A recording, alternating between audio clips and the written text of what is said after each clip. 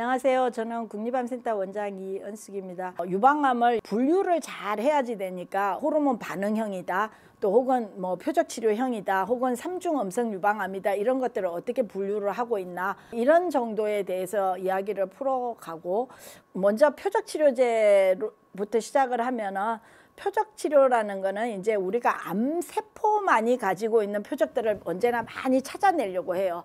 그러면 이제 그 세포에다가만 해당되는 약물이 들어가고, 다른 정상세포는 안 건드리면은 이거는 굉장히 이제 독성이 없는 거 아닙니까? 그래서 이제 과거부터 이제 이런 암만이 가지고 있는 특별한 어떤 표지자가 없나에 대한 연구는 엄청나게 한 거죠. 근데 이제 다 알다시피 암만 딱 특별하게 가지고 있는 표지자는 거의 없어요. 가령 우리가 흔히 하는 호르몬 억제 치료만 하더라도 암세포도 호르몬 수용체를 가지고 있지만 우리 몸에 있는 뼈도 호르몬 수용체를 갖고 있기 때문에, 여러분들이 호르몬 억제제를 뭐 오래 먹으면 골다공증이 생긴다, 뭐 이런 것들 이야기를 듣지 않습니까? 암세포만이 갖고 있는 어떤 표지자는 생각보다 그렇게 많지는 않아요.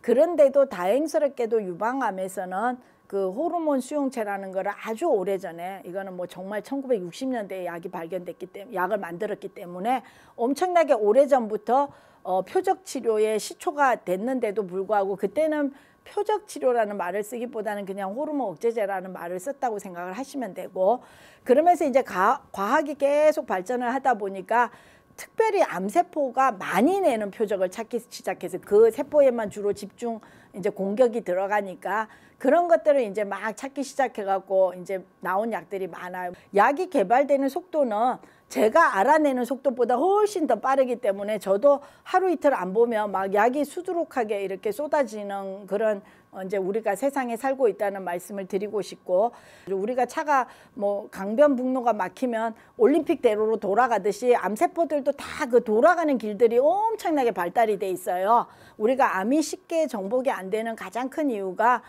약물 저항성이고 혹은 이제 치료에 대한 저항성인데, 치료에 대한 저항성이 생기는 이유는 다 살 길을 얘가 다 이제 또 궁리를 하는 거예요. 뭐가 하나 공격이 들어오면 얘도 되게 영리하게 내가 어떻게 이거를 빠져나갈 건가 하는 거를 소위 자기가 동원할 수 있는 모든 서바이벌 이런 경로들을 다 발달을 시키는 겁니다. 이제 보험으로 들어가면 좀 복잡해요. 왜냐하면 이게 약물이 다 고가다 보니까 국가가 원하는 만큼의 그거를 다 해줄 수가 없어서 일부는 보험이 되고 일부는 이제 인정 비급여라고 그래갖고 이제 신의료 기술이라든지 신치료법으로 허가를 해주되, 일단은 좀 네 돈으로 하다가 효과가 많이 좋아지면 그때 가서는 보험 가이드라인을 만들겠다, 뭐 이런 식으로 해서 어떤 분들은 실비로 이제 열심히 하고 있고, 어떤 분들은 그게 너무 부담이 되면 몇 번만 쓰고 나중에는 그냥 보험 되는 것만 쓰고 뭐 이런 식의 이제 치료를 받고 있다, 이렇게 생각을 하시면 될 것 같고요.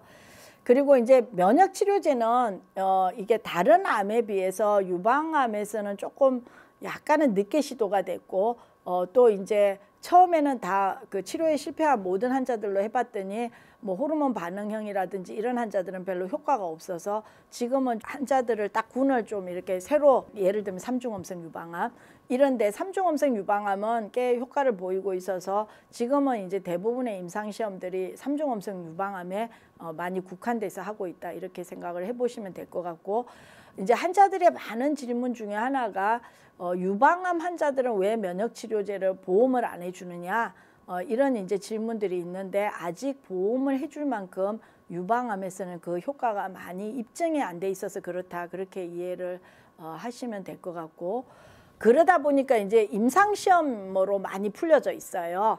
예를 들면 뭐 치료에 이제 실패할 것 같은 3중 음성 유방암 환자들이 있죠. 이제 3중 음성 유방암들은 대부분 치료가 미리 선행화학요법을 많이 하거든요.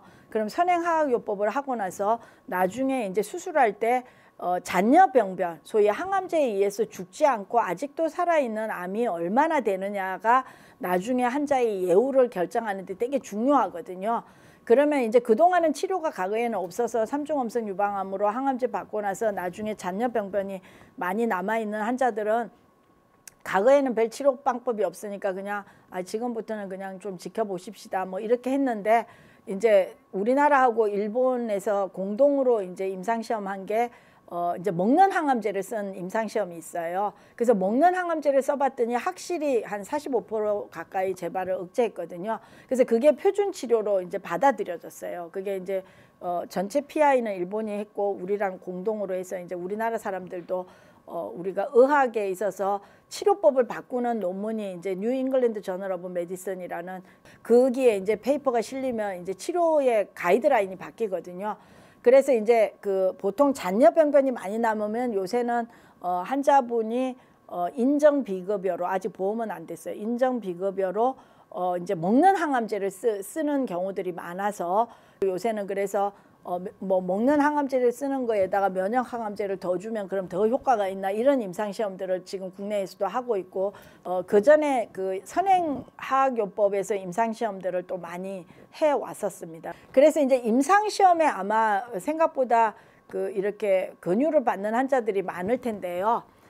이제 임상시험이 우리가 1상 임상시험 혹은 2상 임상시험, 3상 임상시험 이렇게 1, 2, 3상으로 많이 나눠져 있는데 또 최근에는 뭐 1상, 2상을 묶어서도 하는데요.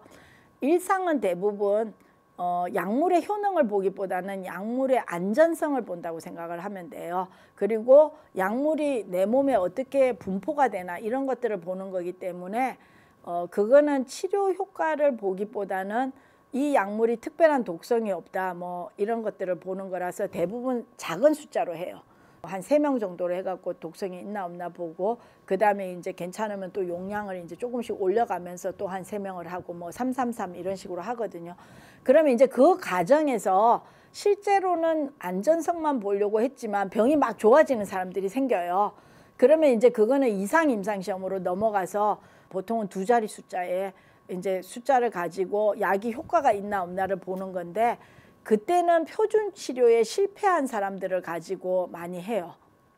그래서 이제 표준 치료가 없는 사람들은 어차피 할 게 없으니까 그럼 이 약이 효과가 있나 없나 이런 거를 보는 임상시험이 이상 임상시험인데, 그 이상 임상시험들이 과거에 비해서 요새는 논리적으로 그냥 이게 효과가 있을 거다고 생각을 하는 게 아니고 효과가 있을 수 있는 군들을 많이 이렇게 딱 뽑아낼 수가 있어요. 그러다 보니까 요새는 이상 임상시험이 과거처럼 2자리 숫자를 하기보다는 이미 그거 들어갈 때 대조 연구 이런 거를 많이 해요. 표준 치료랑 대조 연구 이런 것들을 해서.